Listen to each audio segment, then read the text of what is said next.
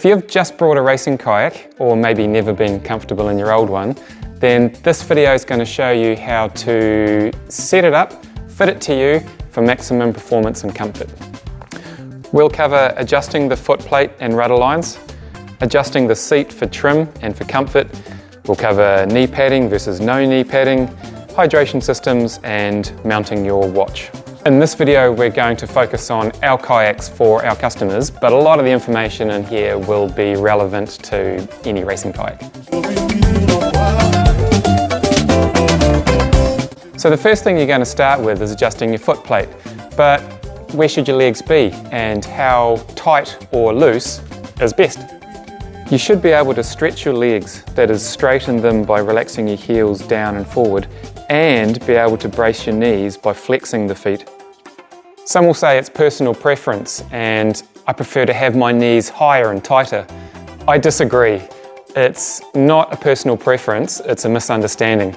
I think a lot of paddlers make the mistake of jamming their legs in too tight, maybe in the hope that they're going to get a better connection with their kayak and therefore have better control and stability. In reality, it only makes you less comfortable and less stable. Legs are heavy, man, and the lower they are, the better ballast they're going to give you. The higher they are, the less comfortable you are, and the more unstable you are.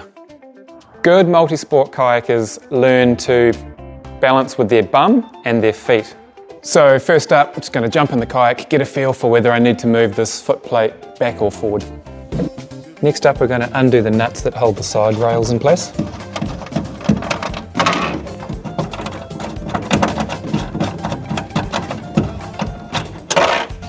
Then if you've decided by sitting in there that you felt it was, let's say, a little bit too loose, then you might want to move it back towards you, and you would have had a feel for how far it maybe needs to go. So perhaps you could try a couple of notches, 2 holes. That, slot it back in, do the nuts back up, or while you're trying it out you might only want to put on one nut on each side. Do the other side just the same.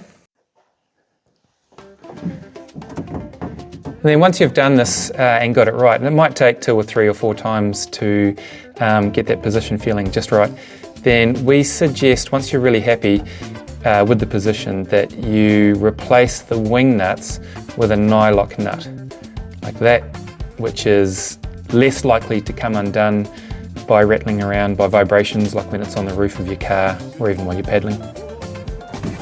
So by moving the footplate around, you will have affected the adjustment of the rudder lines. So the next step is you're going to need to readjust those so that they're right. The way that the buckle looks inside the boat is this. So this is one of our buckles. We feed this strap through that first step of the ladder once, and we find that gives enough friction while still allowing it to move forward and back easily when you need to adjust it. And the way to clamp it shut is like that. It's a camming mechanism.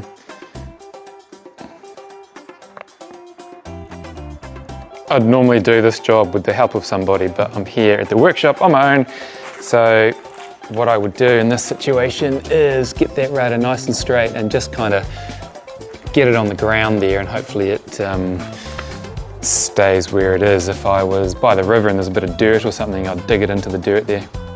But get that rudder blade nice and straight. Then, sitting inside the kayak, I'm going to actually do the next job blind. I'm going to reach down and feel for the strap and the wee camming buckle. I'm going to undo it and then move it forward or back to make the pedals nice and tight again, or loosen them off if they were too tight, and then pop the camming buckle back together. What you're going for here is to adjust both pedals nice and evenly, so you feel an equal pressure on both toes with the rudder blade straight, and you need to be able to get a full twist of the rudder blade without running out of distance for your toes. So you need those pedals close enough to be able to do that. And the closest flap on this footplate I'm holding is showing the angle that you'll want at the end of it all. That's about ideal. Now that you've got the foot pedals sorted, we can take the kayak for a paddle, and we're going to check the trim of the kayak and we're going to check the comfort of the seat. What is trim? Trim is the front to back balance of the boat. So whether the nose is down, meaning that it's nose heavy, or whether the tail is down, meaning that it's stern heavy. If you're tall, you're going to want to shift the seat back. If you're medium, you can probably leave the seat where it is on its factory setting. If you're short, you might want to shift the seat forward one notch. Because again, legs are heavy, and so when you've got long legs, they require a bit of counterbalance. That's why tall people tend to need to shift the seat back a notch. For more reading on this topic of trim, there's a really good article by Steve Gurney, which I will post a link for in the comments below this video. Now let's talk about comfort.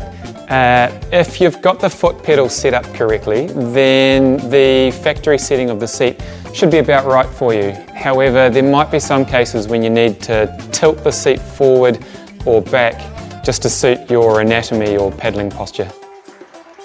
Loosen the bolts that hold the seat to the cockpit hangers. You want to use a square of foam to lift the front or rear of the seat and retighten the hanger bolts. Once you're happy, squirt some glue in there to stop it from disappearing. Here's a seat. If you're getting a sore tailbone, then tilt the seat further forward. Getting dead legs, then again tilt the seat a bit further forward and maybe put a little bit of foam underneath your heels. I've had lots of people tell me that they've tried that and it's helped. But on dead legs, I've come across lots of people who have had a real problem with that in the first 3 or 4 months of their paddling, and eventually 5, 6, 7, 8 months of paddling, it just goes away. I think it's a time in boat thing, so don't be disheartened if you're getting dead legs in your kayak. Definitely try some things to fix it, but if they don't, you will probably get to the stage where the dead legs go away anyway. If you're getting rubbing in your lower back, then you can try tilting the seat backwards, but possibly a better solution would be to move your foot plate further away. You might be a little bit cramped.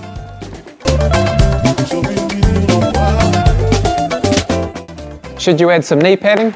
Look, it's probably not a bad idea for a lot of paddlers, and especially shorter paddlers. Here's a good example of some knee padding in a kayak that will work well. You just have to remember to sand the contact area and use a good contact adhesive.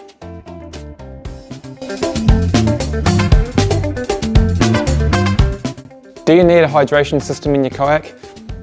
Maybe yes, maybe no. It's not a necessity for everybody. Some people don't use them. It all depends on your nutrition and hydration requirements, which in turn are going to depend on the length of the kayak race that you're doing. My rule of thumb is less than 1 hour. No, you don't need a hydration system.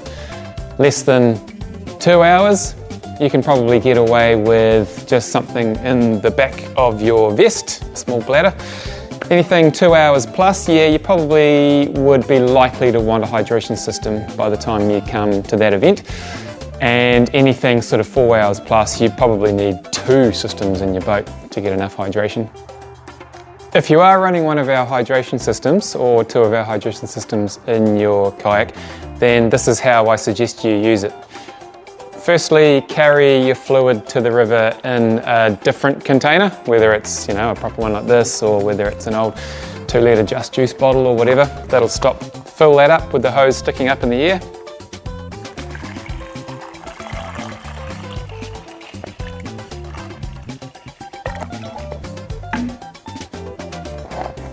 Flip this lid over and slide the slider across to seal that up. Now this goes into its neoprene sleeve.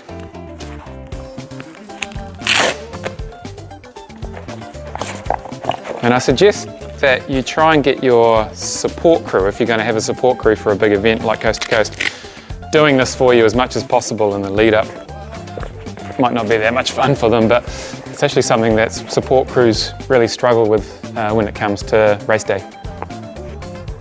When you put your bladder into the kayak, make sure that the outlet for the tube is on the underside at the bottom of the hull of the boat. And connect this piece into the bottom of your deck fitting. To release that later on, simply push the blue piece in underneath and the little plastic elbow will pop out.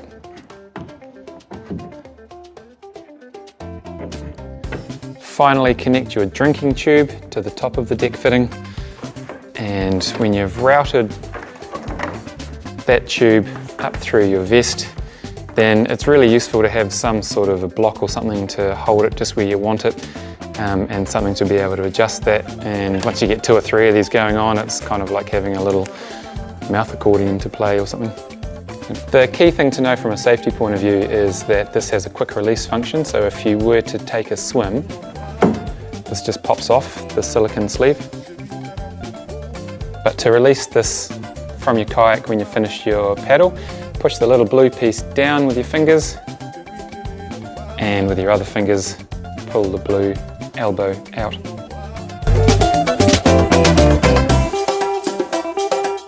Several Nautique kayaks can come with a watch mount, so let's have a look at how they work. I prefer to mount my watch onto the insert before I put the insert into the basin. I find that easier. And there's a spring on one side of that. So once I've got my watch on, compress that piece in and push the insert into its holes on each side of the basin. It's now adjustable. It's got little teeth so that it can adjust just to the right angle for you.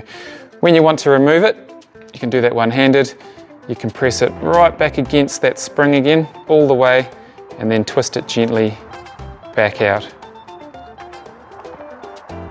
As usual, if you've got any questions or suggestions, then feel free to add those in the comments below. And please remember to subscribe to this channel if you're finding these videos useful and would like to see more future episodes.